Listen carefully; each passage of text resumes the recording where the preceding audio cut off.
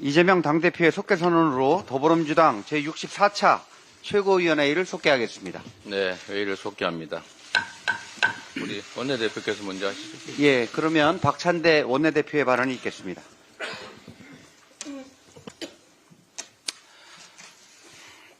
윤석열이나 국민의힘이나 정말 끝까지 구차합니다. 아니, 구질구질합니다. 법적 정치적 책임을 피하지 않겠다던 내란 속의 윤석열이 14일로 예정된 헌법재판소 탄핵심판 첫 변론기일에 출석하지 않겠다는 입장을 밝혔습니다.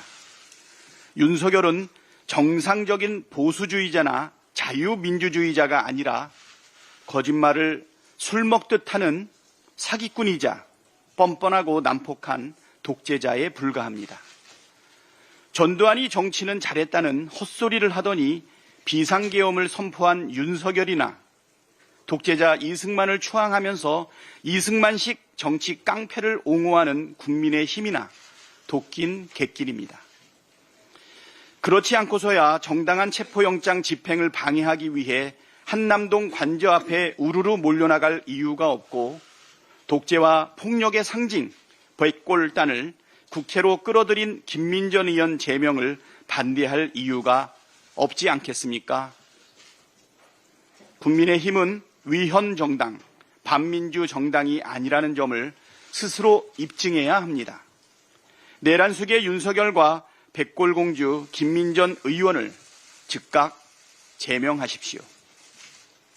내란 특검을 거부하는 자는 내란 수괴와 내란 공범뿐입니다. 특검을 거부하는 자가 범인이다. 특검을 왜 거부합니까? 죄를 지었으니까 거부하는 겁니다. 국민의힘과 윤석열의 말입니다. 그런데 국민의힘도 윤석열도 내란 특검을 반대합니다. 그렇다면 그 이유는 무엇이겠습니까? 윤석열은 내란 수괴이고 국민의힘은 내란 공범이라는 뜻입니다. 민주당을 비롯한 원내 야당 모두가 공동 발의한 내란 특검법을 국민의힘만 반대하고 있습니다. 국민의힘은 그동안 야당 추천은 위헌이라며 제3자 추천을 해야 한다고 하더니 제3자 추천안을 발의하니 또 억지를 부리며 반대하고 있습니다. 심지어 비상계엄 선포 이후 6시간에 한해서 수사해야 한다거나 내란 동조와 내란 선동 수사도 빼자는 구차한 주장을 합니다. 차 떼고 포 떼고 다 떼면 도대체 뭘 수사하자는 말입니까? 어떻게든 내란 수사를 방해하겠다는 생떼입니다.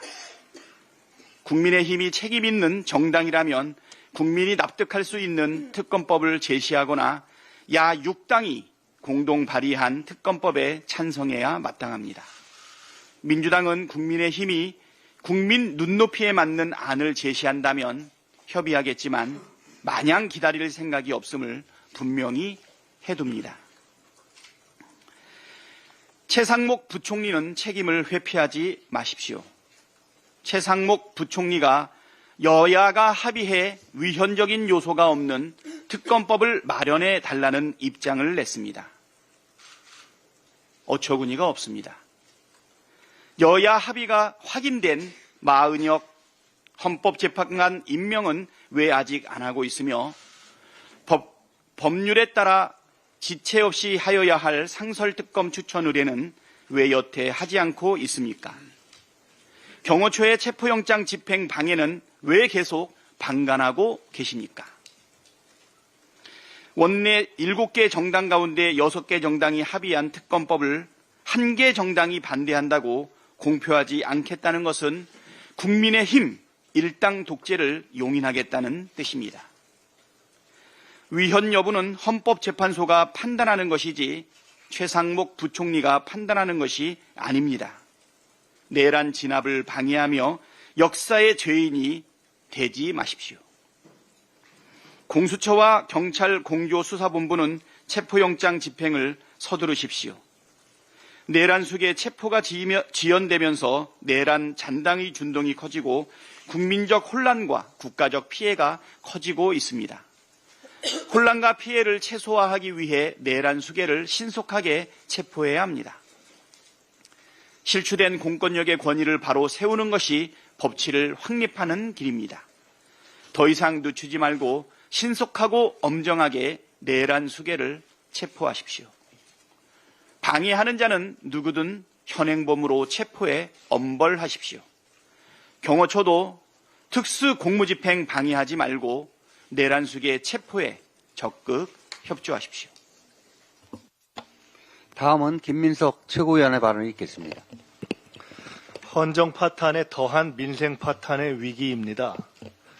윤석열이 죽인 경제의 회생을 국힘과 최상목 대행이 맡고 있습니다. 윤석열, 국힘, 최상목 대행이 민생 파탄 삼두마차입니다. 소비심리 냉각의 소비 절벽과 채무 증가에 체감 경제는 코로나 때보다 나쁩니다. 국제사회는 대한민국의 법 집행을 주시하고 모든 경제 지표는 윤석열이 버틸수록 바닥입니다. 법 집행이 불발할 때마다 환율은 출렁입니다. 내란 척결 방해는 내란 공범을 넘어 민생경제 파괴의 공범입니다. 윤석열 체포를 방해하고 민생 고통을 연장하는 국힘과 최상목 대행에겐 경제와 민생을 입에 올릴 자격도 명분도 없습니다. 민심은 명확합니다. 내란을 빨리 정리하고 경제를 살려달란 겁니다. 소환에도 체포에도 특검에도 헌재에도 지연 작전인 윤석열을 살리자고 경제와 민생을 죽일 건지 국힘과 최상목 대행은 답해야 합니다. 권성동, 나경원, 윤상현 등 국힘 중진의 온갖 억지는 한마디로 민생의 고통과 혼란을 마냥 끌자는 거 아닙니까?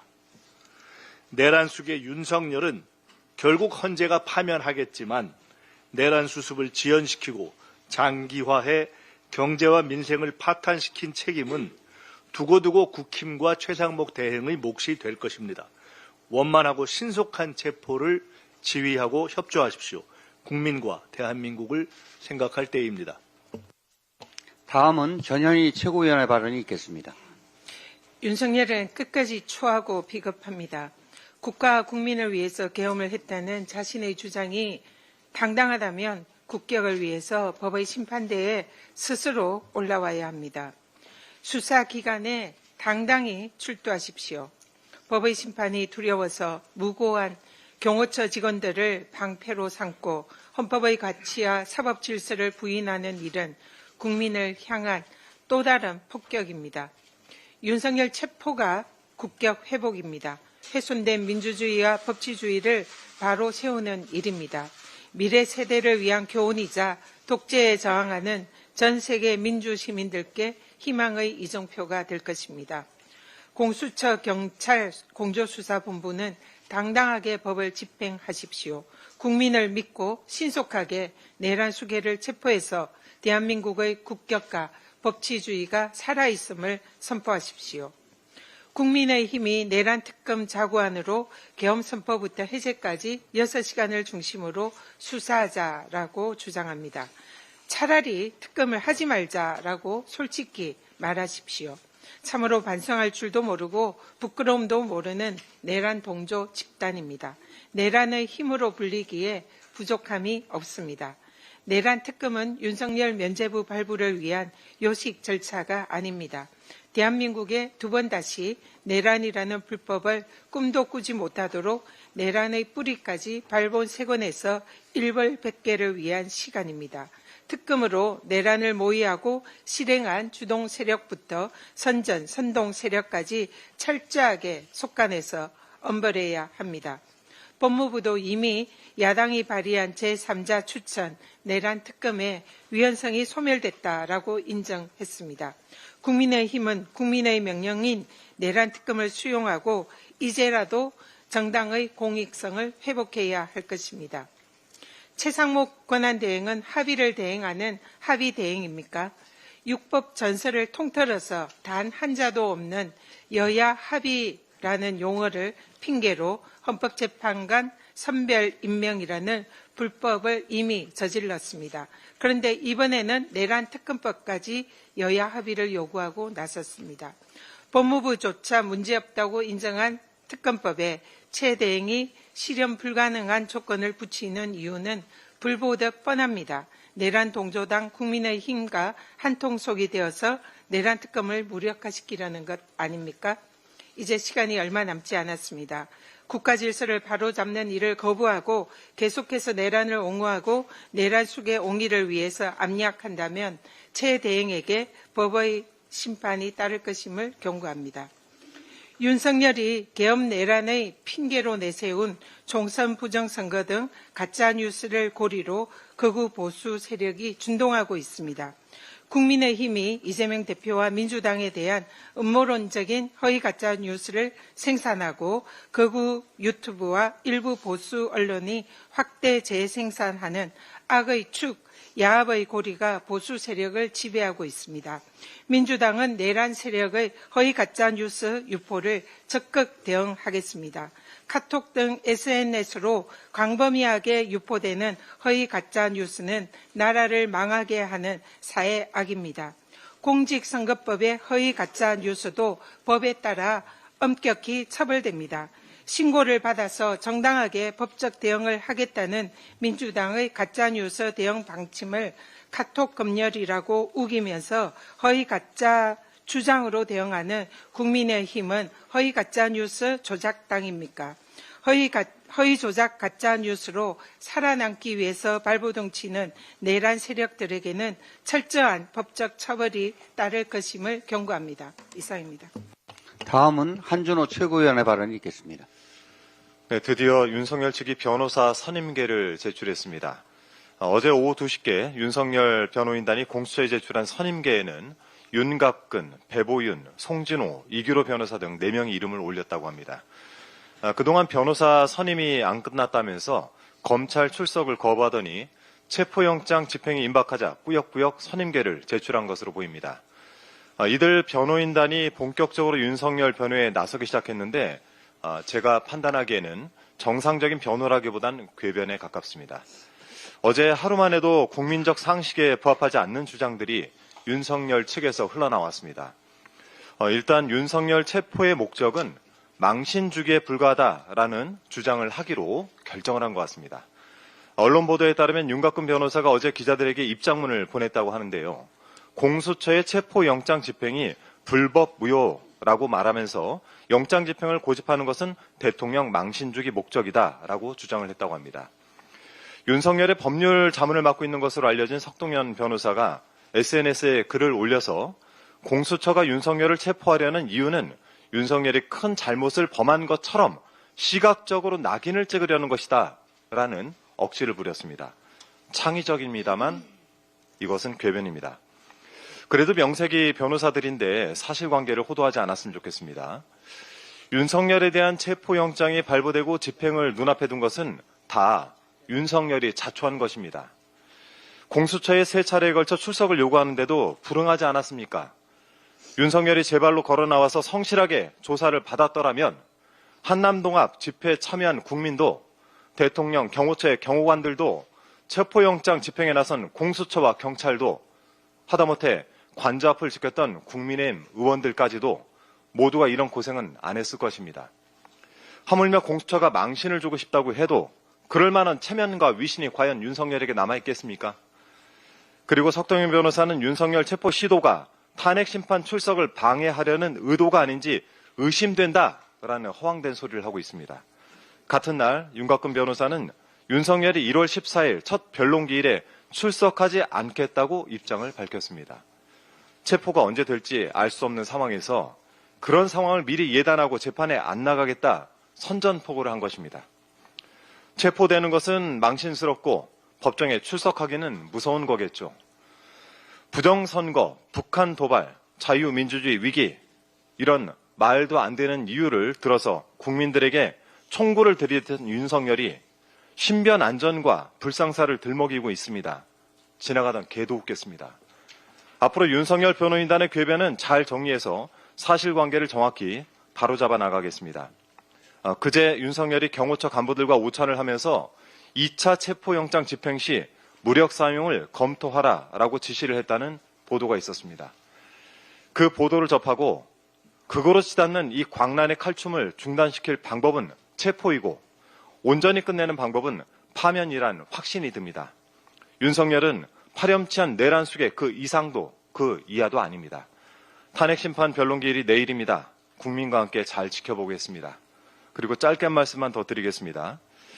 국민의힘이 마치 민주당이 카톡을 검열이라도 하는 것처럼 프레임을 만드는데 총력을 다하고 있는 것 같습니다. 민주당이 무슨 수로 카톡을 검열하겠습니까? 이런 것이 바로 거짓 선동입니다. 국민의힘은 카톡을 통해서 가짜뉴스를 퍼뜨려도 된다는 것입니까? 먼저 이 질문에 답을 해야 될 것입니다. 민주당은 카톡을 통해서 가짜뉴스를 퍼뜨리는 것이 신고되면 이와 관련해서 검토하고 필요시에는 적극적으로 고발을 하겠다는 것입니다. 카톡방을 무슨 성역처럼 여기면서 이를 통해서 가짜뉴스를 함부로 퍼뜨리는 행위는 단호히 대처하겠다는 말씀 드립니다. 이상입니다. 다음은 김병주 최고위원의 발언이 있겠습니다. 네, 가짜 뉴스가 우리 대한민국을 멍들게 하고 있습니다. 그리고 개인의 정신적인 고통도 너무나 심하게 주고 있습니다. 제가 여기 보일지 모르겠는데 아직 메시지 1600개 안 열어봤습니다. 문자 폭탄이 온 거. 그 중에 보면은 어저께도 더불어민주당과 이재명이는 공산당 조직이며 내란 주동자다. 공수처와 법조계 군에 숨어있는 일부 좌파 새끼들 또한 내란 공범이다. 한밤중에 이런 문자 받으니 기분 나쁘지. 기분 나쁘면 나도 잡아가보지. 뭐 등등 말도 안 되는 이런 것들을 폭탄을 보내고 있습니다. 페이스북에 어제 올렸는데 이재명 대표에 관계된 욕이 그 한 개인이 한 20개 가까이 이렇게 폭탄을 보내고 있습니다. SNS가 마비될 정도입니다. 제가 보수 카톡에 많이 들어가 있는데 거기에 단체방에 여기서 발표하기 어려울 정도의 욕설과 가짜 뉴스가 행행하고 있습니다. 사람을 먹늘게 하고 있습니다. 우리 대한민국이 건강하려면 이런 가짜 뉴스를 퇴치해야 합니다. 그래서 제가 그동안은 고발 조치를 안 했는데 앞으로 이번에 민주당 파출소 고발할 수 있는 사이트가 되기 때문에 저한테 하는 것도 파출소에 신고를 해서 고발 조치를 해서 저도 정신적인 이런 고통에서 좀 벗어나야 되겠습니다. 너무나 가짜 뉴스에 멍들고 있습니다. 이것이 어찌 저 혼자만의 문제겠습니까? 그 카톡방에 들어있는 단체방에 있는 분들 정치적인 색깔도 다 다르고 생각이 다 다른데 그분들도 다 병들고 있는 것이죠. 이것이 아주 중요한 사항이라고 봅니다. 사실 카톡방, 단체방에 그런 것들이 있으면은 이제는 가만히 자시하지 말고 그 안에 있는 분들이 신고를 해서 이런 것들이 발본색원해야 됩니다. 제가 들어있던 카톡방, 보수 카톡방 중에 누군가 그렇게 가짜뉴스를 하도 올리니까 한 분이 올렸더라고요. 이거 가짜뉴스인데 올리지 마라. 이거 법적 조치하면 너들 연금 안 나온다. 그 한마디 올렸더니까 그다음부터는 하나도 안 올리더라고요. 그 용기 있는 분이 그걸 한 분 연금 안 나올 수 있다. 이 안에 고발을 하지 않을 사람, 할 사람 있을 수도 있다. 조심해라. 자기 그런데 단체방에서는 사실 단체방에서 그렇게 하는 거는 마녀 사냥하는 겁니다. 제가 국회의원 21대부터 지금까지 고통을 당해오는 분야가 그 분야인데 지금까지는 참고 참아왔지만 어떨 때는 진짜로 경기할 정도로 스트레스를 많이 받고 있습니다. 이거 가짜뉴스 퇴치해야 합니다. 12월 3일 날 비상계엄 선포와 관련해서 군 수뇌부들은 하나같이 언론 보도를 보고 알았다고 주장한 바 있습니다. 그러나 이들의 계엄 모의뿐만 아니라 계엄 선포 시점까지 미리 알고 있었던 것으로 파악됐습니다. 계엄 선포 약 5시간 20분 전부터 국회 봉쇄작전을 위한 본격적인 실행에 들어간 겁니다. 믿을 만한 제보에 따르면 특전사령부에서 12월 3일 17시 10분에 연병장에 있는 축구 골대를 채우라 이렇게 지시한 것으로 확인됐습니다. 특전사령부 연병장에 헬기가 내릴 수 있도록 착륙장을 준비한 겁니다. 실제 특전사 요원들이 탑승할 UH-60 헬기 12대에 대한 출동 대기 명령은 17시 30분쯤 내려졌습니다. 그리고 이와 동시에 서울시 CCTV 안전센터망에 첫 접속을 수방사는 17시 29분에 접속을 했고 특전사는 17시 52분에 접속을 했습니다. 거기에서 안전센터로부터 제가 이 접속한 기록을 다 받았습니다. 그래서 분석을 해봤더니 실질적으로 17시 29분부터 접속이 됐습니다. 이 서울시가 갖고 있는 CCTV 안전센터망은 약 서울시에 17만 대의 CCTV가 연결이 되어 있습니다. 이것은 원래 시민 안전과 생명 보호를 위해서 재난 사항이라든가 훈련 때라든가 아주 통합 방위 사태 이럴 때 하게 돼 있는데 이번에는 장비 점검이나 테스트 명목으로 들여다본 겁니다. 그리고 이것은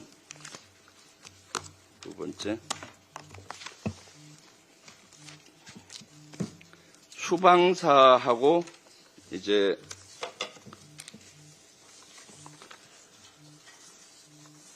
수방사하고 특전사에서 들여다봤는데 비상계엄 전에는 수방사 같은 경우는 142회 그 전체 142회를 들여봤습니다. 수방사뿐만 아니라 그 예하에 52사단, 56사단, 특전사는 80회 정도고요.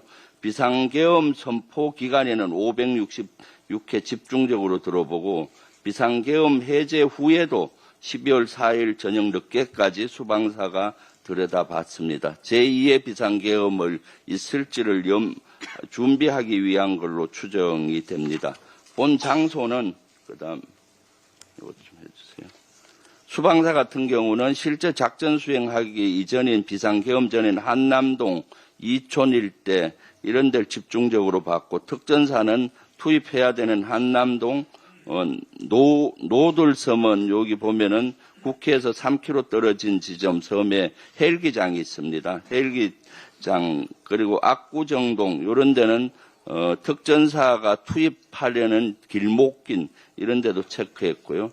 비상계엄 선포 기간에는 국회의사당이라든가 이런 데를 집중적으로 들여다보면서 작전을 했고 비상계엄 해제 후에는 서울 전반적인 지역을 들여다봤습니다. 이것은 들여다본 것이 아니라 실질적으로 이 서울시와 연결된 이 CCTV망은 각 부대 사령부에 사항실, 종합사항실에 설치가 돼 있습니다. 그럼 이것은 실무자와 작전 라인, 정보 라인이 그걸 보면서 계엄군의 이동 경로라든가 진압 작전 이런 거를 모니터링을 하면서 하는 겁니다. 그래서 실질적으로 한 5시간 전부터 세부적으로 이걸 모니터링을 보면서 준비를 해왔다.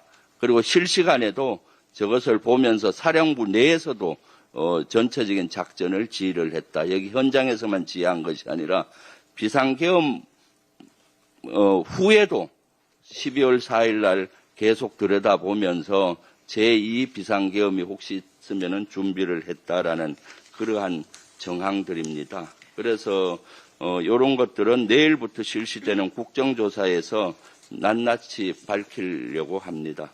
지금 한 가지만 더 얘기를 하겠습니다.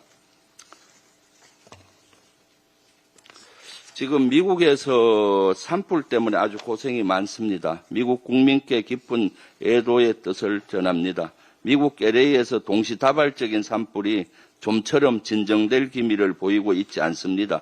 정부는 물론 당 차원에서 도울 것은 없는지 이재명 대표 이하 민주당 지도부와 함께 세심히 살펴보도록 하겠습니다. 이상입니다. 다음은 이현주 최고위원의 발언이 있겠습니다. 네. 지금 최고위원회 일을 하고 있는 동안에도 우리 민주당 성향의 그 지지자들이 많이 보고 평소에 많이 보는 JTBC, MBC, JTV 등 이런 이제 유튜브 채널이나 방송 생중계 채널을 보면 댓글이 조직적으로 굉장히 많이 들어와서 굉장히 말도 안 되는 얘기를 하고 있습니다. 우리 이재명 대표를 두고 내란 수계라고 비난한다든가 굉장히 집착을 하고 있는 것처럼 보이는데 한 말씀만 드리면 지금 이 내란의 문제는 게임이 아닙니다. 대한민국의 헌정 질서에 관한 굉장히 엄중한 문제이고 단순히 어떤 권력을 가지고 이기고 지는 게임이 아닙니다. 그래서 옳고 그름의 문제, 정의에 대한 문제, 우리 헌법 헌정 질서에 대한 문제를 이기고 지는 게임의 수준으로 생각하시면 영원히 이길 수 없을 것이다 라고 말씀드립니다. 법 질서가 무시되는 나라는 그 자체로 국격이 떨어지고 해외 투자자들도 우리 기업이나 우리 국민과 계약하기 꺼려합니다.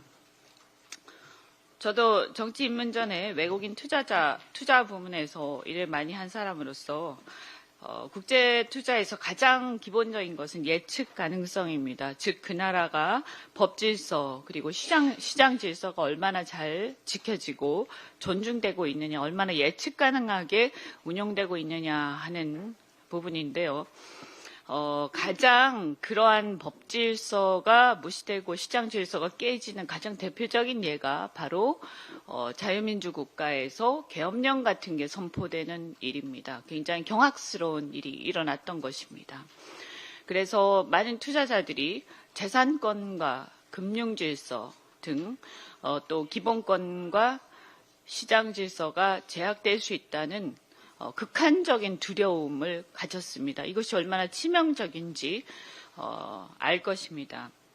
한국의 대외적 이미지는 12.3 계엄령으로 추락을 했다가 그래서 국회가 바로 신속하게 계엄 해제를 하고 또 우리 국민들이 평화롭고 질서 있게 저항해서 많은 외신들도 평가하고 많은 국제사회에서 평가했듯이 한국 민주주의의 빠른 회복력 이렇게 극찬을 받으면서 빠르게 회복되는 듯했습니다. 그런데 얼마 전에 윤석열이 체포영장 집행에 대놓고 저항하면서 법치주의를 파괴하는 모습에 다시 국제사회와 특히 경제인들이 우려하기 시작한 것입니다. 위헌 위법한 계엄 선포로 직무가 정지된 대통령이 헌법에 의해서 대통령도 당연히 수사 대상인 내란죄의 수사에 대놓고 불응을 하고 수사에 불응하니까 안 나오니까 법원이 발부한 체포영장 집행에 또 대놓고 저항을 하면서 국가기관의 공권력 집행에 저항하는 장면, 대통령 경호처가 적법한 영장을 들고 온 공조본에 맞서고 경찰이 철수하는 장면, 이런 장면들은 자유민주적 법치국가에서는 상상을 초월하는 장면들입니다. 많은 외신 기자들이나 외국인 투자자들로부터 질문을 받았습니다. 이해할 수 없다. 어떻게 된 일이냐? 직무정지된 대통령의 체포가 어째서 그렇게 어려운가? 한국의 치안이나 질서는 믿을 수 있는가?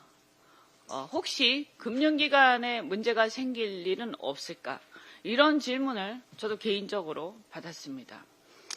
이에 저 역시 솔직히 믿을 수 없는 일이고 용납되어서는 안 되는 일이라고 답을 했습니다.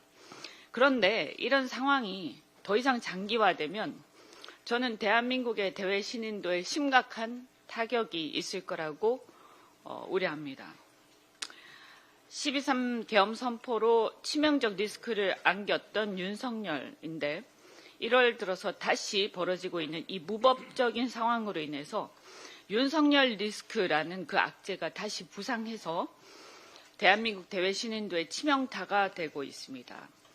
덧붙여서 소위 집권 여당이라는 국민의힘이 전광훈 당화, 즉 일종의 제도권 밖에 해적당화 되어가는 현상, 이것 역시 해외에서 볼 때는 매우 치명적이라고 보입니다. 최상목 권한대행은 지금 대한민국이 어떤 상황인지 얼마나 중요한 시기인지 잘 알 것입니다. 2월 들어서 무디스 등 많은 신용평가사가 한국에 대해서도 대신인도를 재평가할 것입니다. 이대로 가면 신용등급 하락을 피하기 어렵지 않을까 정말로 걱정스럽습니다.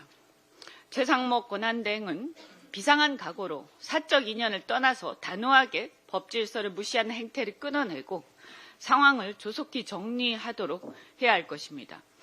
최 대행은 많은 얘기를 할 필요가 없습니다. 단지 국가 권권력을 존중해야 한다. 누구나 예외 없이 법을 지켜야 한다. 이 당연한 한마디만 해도 메시지는 충분할 것입니다. 최 대행은 경제 우선은 말로만 떠들 게 아니라 우리 경제의 불확실성 해소와 대외 신인도 회복에 치명적인 이 윤석열 리스크를 제거해야 한다는 본질적 문제 해결에 실기하지 말아야 할 것입니다. 한 말씀만 더 드리겠습니다. 대통령 직속 의료개혁 특별위원회가 지난 10일 내놓은 5세대 실손보험 개혁안에 대해서 의료계와 소비자의 반발이 큽니다.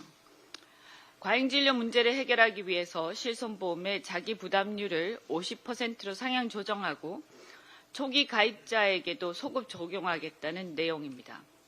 환자별로 질환 정도가 다른데 정부가 일률적으로 중증과 비중증을 구분하는 것이 무리인데다가 현재 보장받는 가입자의 보장 축소 문제, 소급 적용 문제는 대규모 소송을 불러올 우려도 있습니다. 의협은 대통령 직무 정지로 기능이 정지되어야 할 의계특위에서 국민들의 비급여 보장 내용을 축소하고 의료기관의 비급여 진료 통제를 통해서 재벌 보험사 이익만 대변하고자 하는 정책을 강행한다면서 심각한 우려를 표명했습니다. 의료계와 소비자들은 이번 개혁안이 지나치게 실손보험 혜택을 제한하는 데에만 중점을 두고 있고 악용될 수 있는 일부 비급여 항목뿐 아니라 전체 비급여 항목에 대한 보장을 대폭 축소해서 소비자 권익을 침해한다고 지적하고 있습니다. 따라서 보험업계뿐만 아니라 소비자와 의료계 등 관련 이해 당사자의 의견을 두루 수렴해서 보완적인 최종안을 다시 내놔야 할 것으로 보입니다. 이상입니다. 다음은 주철현 최고. 오늘 가짜뉴스 얘기를 하다 보니까 12월 3일 내란의 밤 상황이 떠올랐습니다. 믿을 수 없는 비상계엄 선포 영상을 보고 거의 70~80%는 체포당해서 어딘가로 끌려갈 것이다 라고 예측하면서도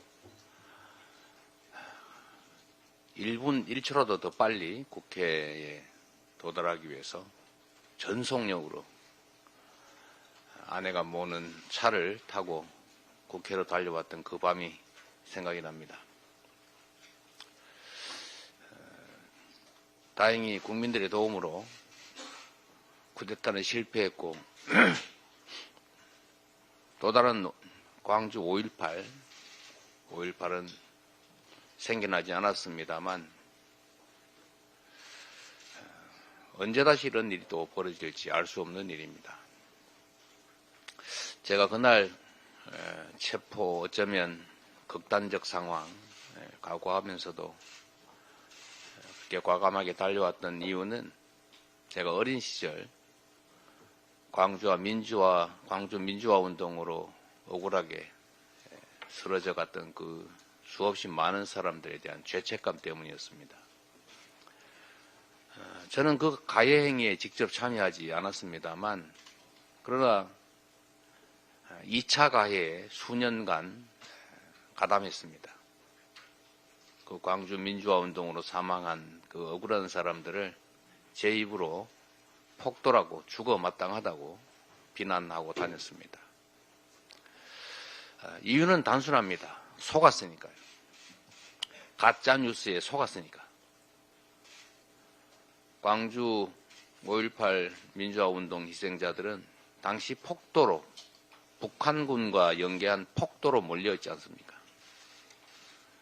무고한 경찰을 살해하고 군인을 살해하고 경찰서를 습격해서 총기를 탈취하고 무법천지를 만든 폭도들로 알려졌지 않습니까? 저는 그 뉴스를, 사람들의 말을 믿었습니다. 그래서 대학을 가서 그 사실을, 진실을 알게 되기까지 그 오랜 시간 동안 그 억울한 사람들 제 입으로 비난하면서 욕하면서 2차 가해를 했습니다.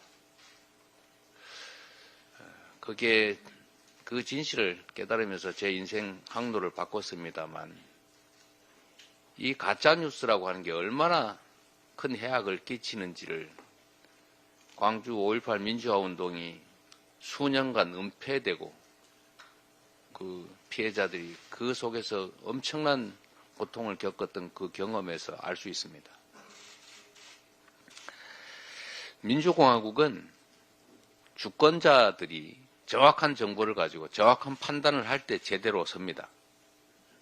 엉터리 가짜 정보로 왜곡되면 주권자들의 판단이 흐려지고 결국 민주공화국은 무너집니다. 민주주의가 바로 서기 위해서는 정확한 정보가 필요하고 그래서 언론을 보호하는 것입니다. 그런데 이 틈새를 이용해서 온갖 가짜뉴스를 퍼뜨리고 사실을 왜곡하고 진실을 가리고 부패하고 부정한 악인들이 마치 선인들처럼 세상 사람들 앞에 서 있습니다. 민주주의를 위해서도 대한민국 민주공화국의 미래를 위해서도 이 가짜뉴스는 반드시 뿌리를 뽑아야 합니다. 책임을 안 지고 뻔뻔스럽게 가짜뉴스를 유포하면서 그 속에서 이익을 얻으면서 이 가짜뉴스에 대해서 문제 제기를 하니까 마치 그게 무슨 문제라도 있는 것처럼 반격을 하고 공격을 하고 있습니다. 카톡이 가짜뉴스 성역입니까? 지금 이 순간에도 이재명의 그 돌아가신 수십 년 전에 돌아가신 아버지가 무슨 공산당 활동을 하면서 수없이 무슨 몇 명을 죽였느니 무슨 담배 대금을 떼먹고 도망을 갔느니 이 땡땡이 무슨 어릴 때 성폭행을 해가지고 감옥을 갔다 왔다느니 이런 걸 아직도 카톡망에 뻔뻔스럽게 뿌리지 않습니까? 그걸 방치합니까? 그 가짜뉴스에 속아서 잘못된 판단을 하는 사람들도 피해자 아닙니까?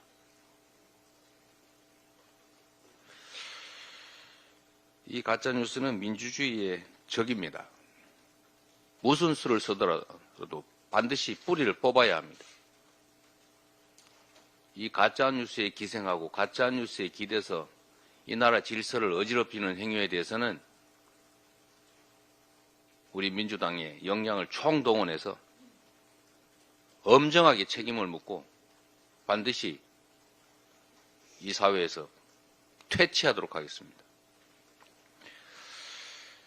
경제가 너무 나쁩니다. 지금 내란 사태 이후에 대한민국의 원화 가치가 5.3% 떨어졌는데 이게 러시아, 전쟁을 치르고 있는 러시아 다음으로 많이 떨어졌다고 합니다. 이 그래프를 보시면 계속 오른쪽으로 상향하고 있습니다. 참으로 위험한 상황입니다. 경제는 안정성 속에 성장합니다. 상황이 나쁘더라도 미래가 예측 가능하고 사회가 안정되어 있으면 성장합니다. 그런데 아무리 현재 상태가 좋아도 미래가 불안정하면 예측 가능성이 떨어지면 경제는 나빠집니다. 이걸 최상목 대통령 권한대행이 모를 리가 없습니다. 그런데 최상목 권한대행이 지금 대한민국을 불안정 속으로 몰아넣고 있습니다. 사회가 안정되는 가장 중요한 토대는 법과 질서를 지키는 것입니다. 대통령이 해야 될 가장 중요한 일이, 대행이 해야 될 제일 중요한 일이 대한민국 공동체를 지키는 안보, 두 번째가 바로 우리 공동체 안에 질서를 지키는 것입니다. 그 질서의 핵심이 법 아닙니까? 그런데 지금 대통령 권한대행 최상목 부총리가 법을 어기고 있습니다. 왜 상설특검 검사 지명 의뢰를 하지 않는 것입니까? 즉시 하게 돼 있지 않습니까? 직무유기 아닙니까? 경찰이 법원이 발부한 영장을 집행하는데 총기를 들고 불법적으로 저항하는 이 명백한 범죄 행위를 왜 방치합니까? 경호처가 대통령 권한 대행의 지휘 받는 조직 아닙니까? 공범이 되는 겁니까? 그러면 안 됩니다. 입으로는 경제, 안정 노래를 부르면서 이 대한민국을 가장 불안정하게 만드는 지금 현재 제일 주범이 바로 최상목 대통령 권한 대행입니다. 말로만 그러지 말고 정말로 국민들의 더 나은 삶이나 안정적인 삶을 위해서, 대한민국의 경제를 위해서, 미래를 위해서 본인이 해야 될 일을 하십시오. 쓸데없이 국회에 여야가 합의를 하려는 등 그런 월권적, 위헌적 행위 그만하시고 말입니다. 공직자가 해야 될 중요한 일이 사람들의 삶을 편안하게 더 낫게 만드는 것입니다. 대체 무슨 생각을 가지고 있길래 이렇게 지켜야 될 법질서를 파괴하고 해야 될 일을 방치하고 정치에 개입해서 무슨 아무거나 거부권 행사나 하고 헌법재판관은 골라서 마음에 드는 사람이 무슨 기준인지 모르겠는데 일부는 하고 일부는 안 하고 이게 뭡니까? 이러면 안 됩니다.